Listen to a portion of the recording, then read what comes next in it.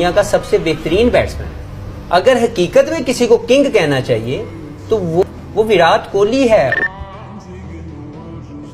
उसकी वजह उसकी परफॉर्मेंस देखें, उसने दुनिया के हर कोने में जाके परफॉर्म कर लिया। Try to understand. अब मैंने जितवाना है, मैंने सिर्फ खेलना नहीं है मैच, मैंने मैच जितवाना है। तो कोई भी कंडीशन मिल जाए, कोई भी सिचुएशन आ जाए, हिंद सिंध में मैच करवा दो, he knows how to perform in that particular condition and situation of the game.